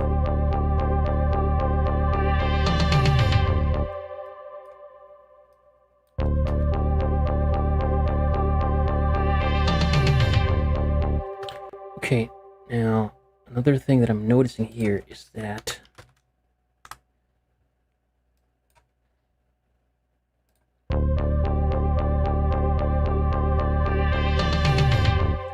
yeah, these toms or these samples, for whatever reason,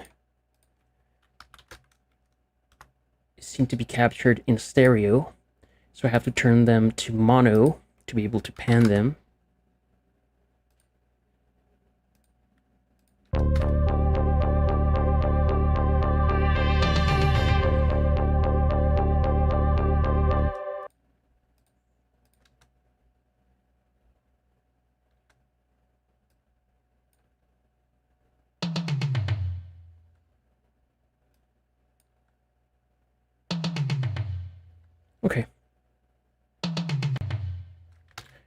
that'll work. That's okay. Okay.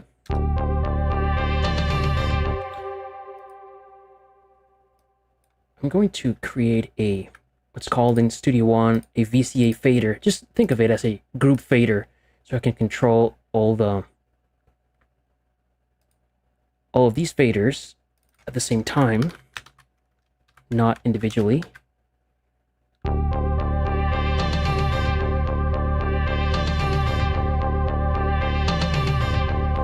Okay, I'm also going to send these toms to my room reverb.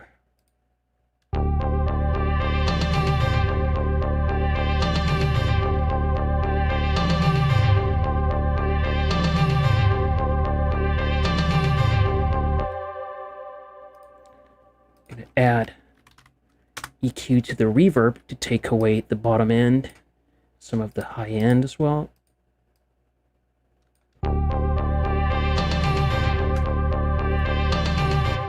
Great.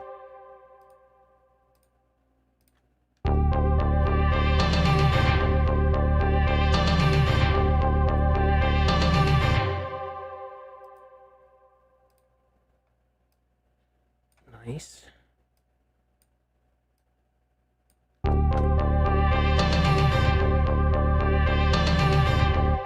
Cool. All right, so that's our first tom fill.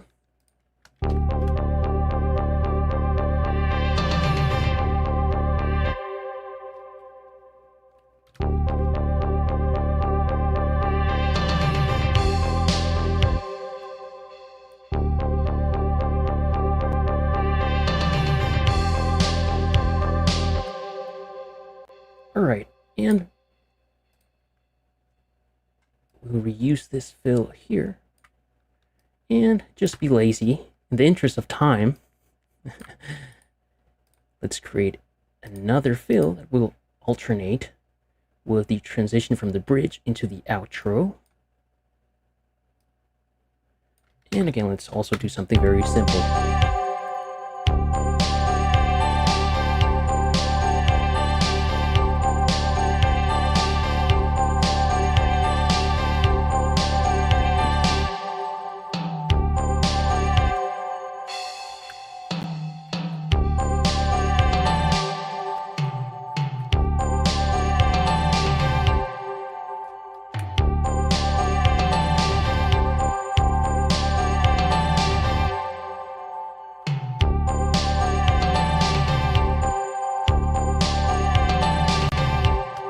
Yeah, that'll work. It's not like the best fill in the world, but it works. Keep it simple, keep moving. That's what we're trying to do here. Okay, so back to our list. I have created drum fills closing each major section. We're alternating so we don't always hear the same fill. Then let's work on the whatever we want to do with the transition between the intro and the verse. And we have the fade out, the master fader at the end. All right, let's listen to the intro.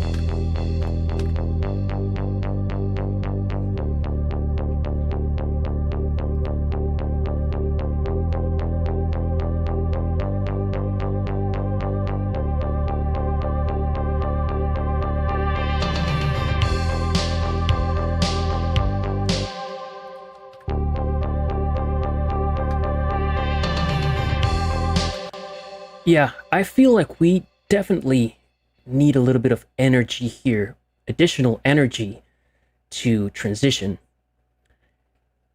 What I'm gonna do is any synth that you have that offers a noise generator, noise oscillator, whatever, is gonna work.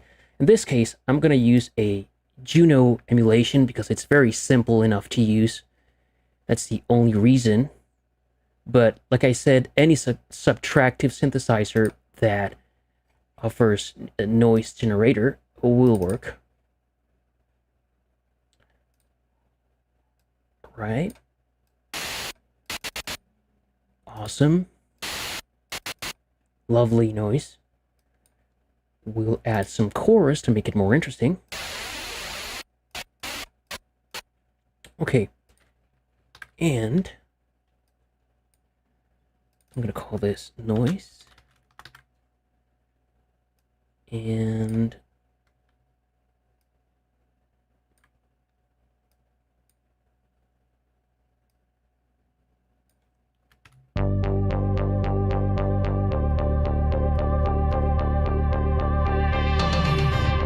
okay, it's gonna be a 1-bar noise sweep.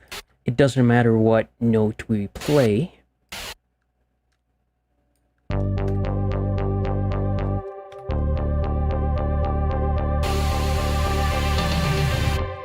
Lovely. Simply lovely. I could tweak the filter frequency with the envelope, or I could do it with automation. Possibly for now, just to make things faster, I'm going to tweak it with automation.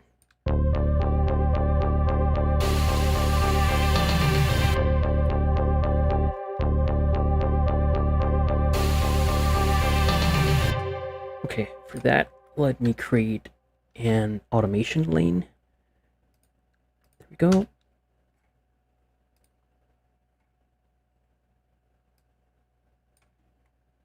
So this is our high point.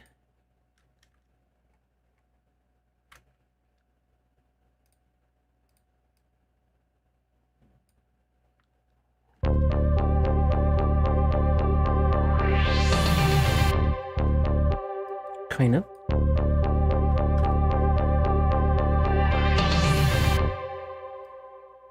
Yeah, we're very close.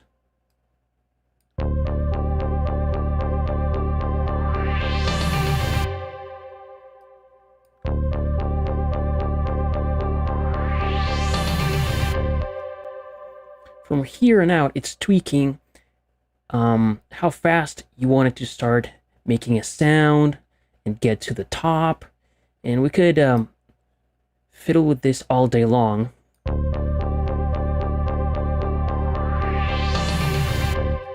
gonna leave it like that, but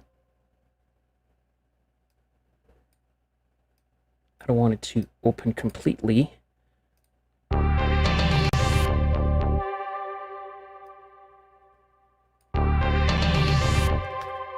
Okay, cool. And definitely we can add delay to make it more interesting.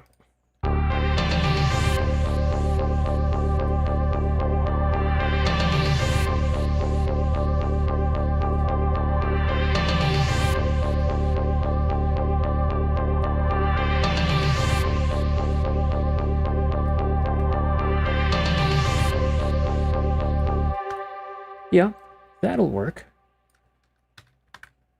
All right. Let's see where we are.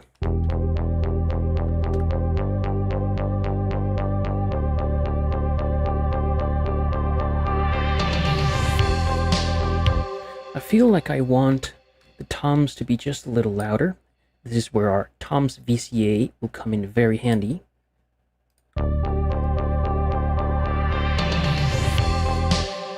Maybe not so loud.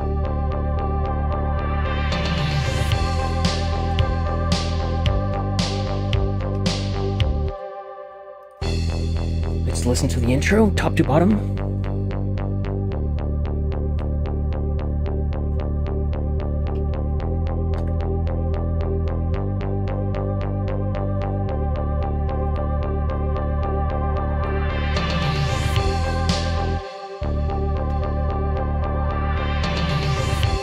Yeah, it sounds cool. I feel like here I want the synth to start opening up just a little quicker.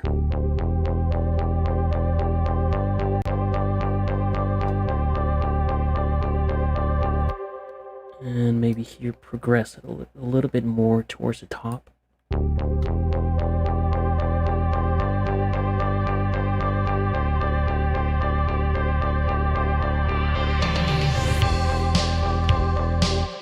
Yeah, that works fine. Okay. A lot of big picture stuff out of the way. the final thing that we have is our master fader fade out. But let's just listen here and there to see if we're missing anything or if there's anything we could improve upon. Now, certainly as I listen back to the intro, I could also apply a filter to the bass and have it filter in. That's also a very common choice, but in this case, I do like starting with the bass. It's a full frequency, so it kind of anchors the entire thing that's before and after it. So it doesn't bother me too much.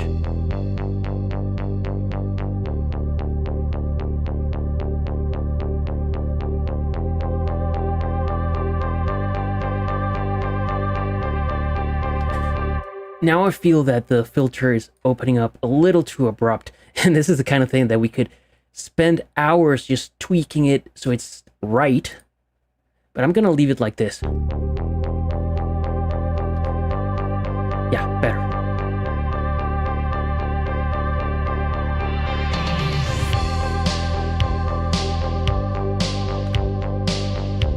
Cool.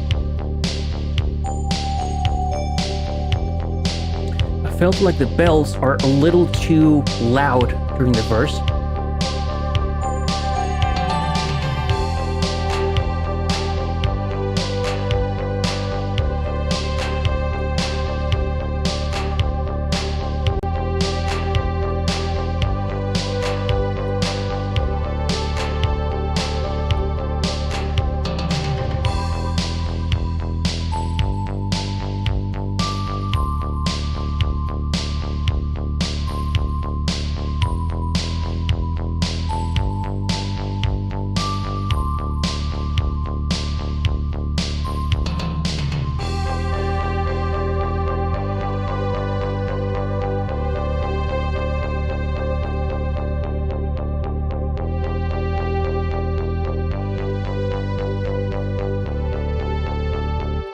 Okay, I think, like I said,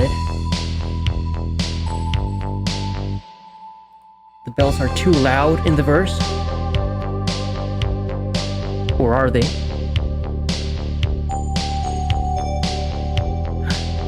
Just a little bit.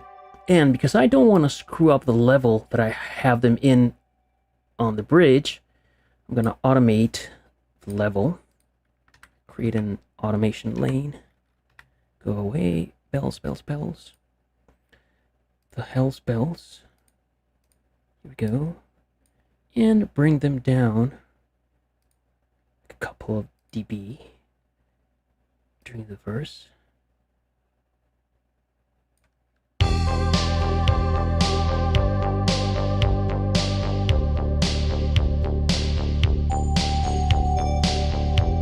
Yeah, much better.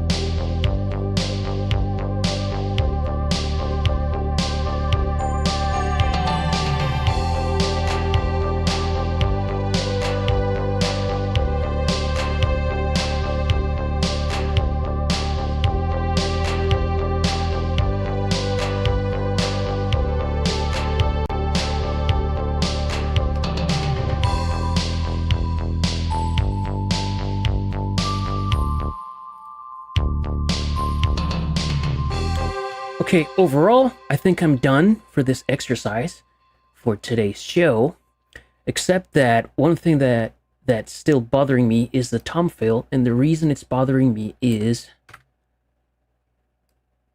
give me a second to figure this out.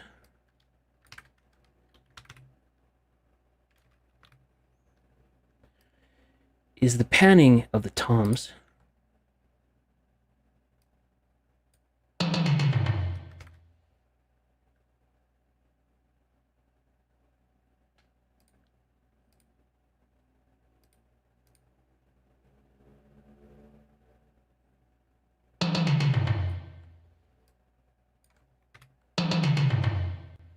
Okay, let me deactivate the sends.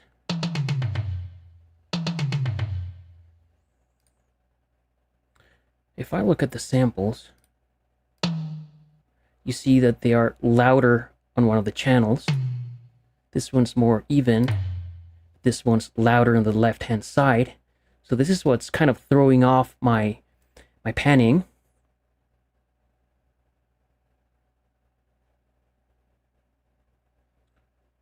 Okay, let's see. Okay. Tom 1 sounds good. Pan to the left. This sounds to me a little like off-center.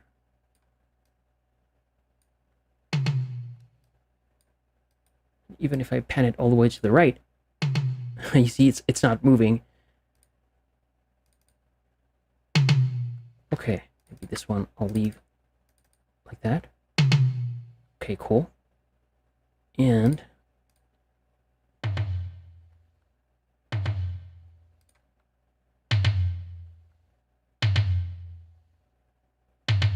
okay, that one sounds cool. Like that. It was just then Tom 1.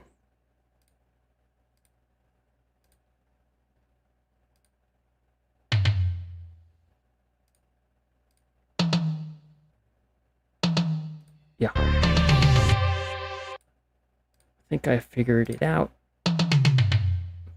Okay, now these sound too loud compared to Tom 1. Okay, better. Okay, I think we're back in business, my friends. Let's just tweak the reverb level.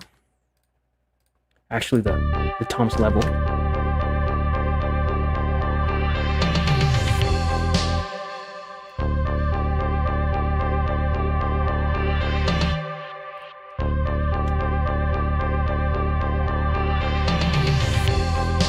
Yeah, better.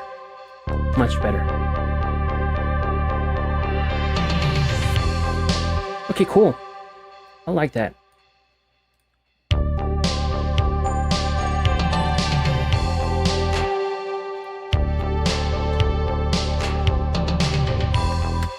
All right. I think we are exactly where I wanted to be. And the final thing, as a cherry on top, you know what? Let's do this.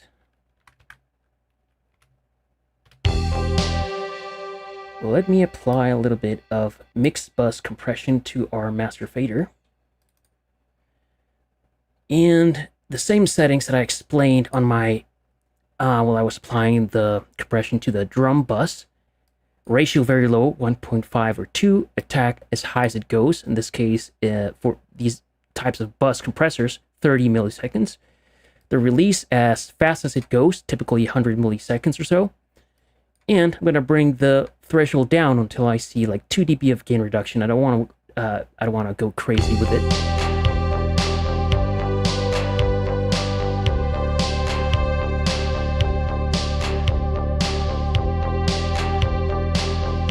Use the makeup to compensate for the loss in gain. All right, there we are. And finally, let's add a fade at the end. Here we go.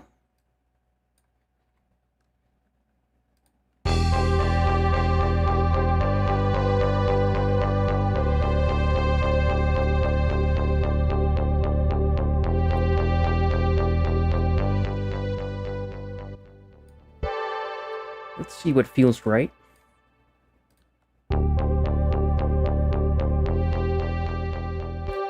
That's obviously too abrupt.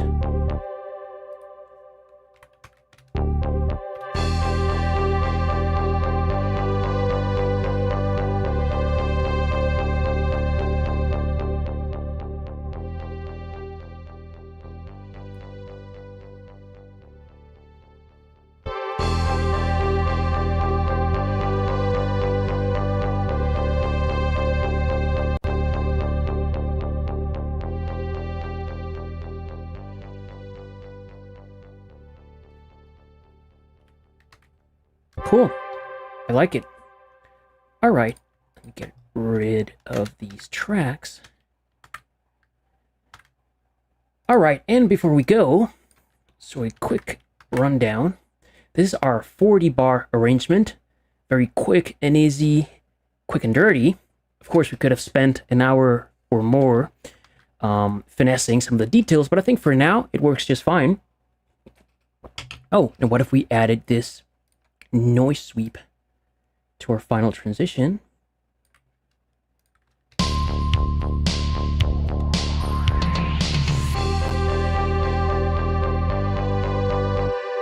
You know what? Well, we could actually add it to all of our transitions. I wouldn't do that necessarily in a real track, but on a short track like this, yeah, it happens. Or it works, rather. Okay, cool. Let's see. In terms of automation, we automated the cutoff filter for our ARP, so it would move up and down throughout the track. It's almost never static. Then we automated, well, the noise sweep to get that filter opening movement. And I think we automated the bell's volume during the verse just a little bit, so it wouldn't stick out that much. And that's pretty much it. And let me see if there are any questions here before I play this entire thing top to bottom and call it a day. All right, I don't see any questions here. So here it goes. I'm going to play this thing without any commentary, starting now.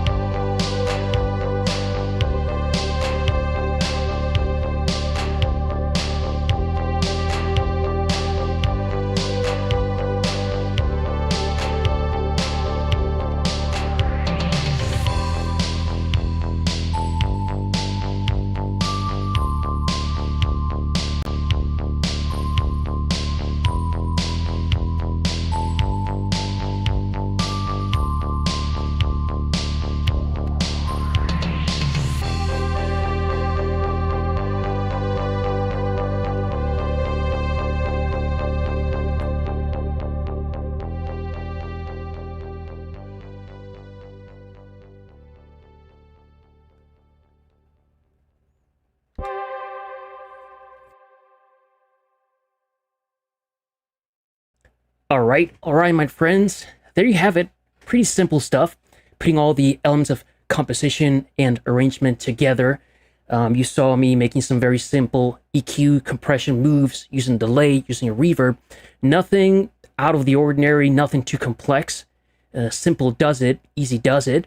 And whenever you have 2 hours of spare time here or there, or even 1 hour, you could create a main stack one day and then create this kind of arrangement the next one, or do it all in one go. But it's definitely a great exercise to be able to create music and arrange it very quickly like this, making decisions, not second guessing yourselves, and just keep on going, making progress towards the finish line. Developing the skills to do this quickly will serve you very well down the line. All right, my friends, with that, then I will let you guys go. This was episode number 8 of the Let's Make Synthwave show. I'll see you next week, and keep on synthwaving, my friends. Ciao.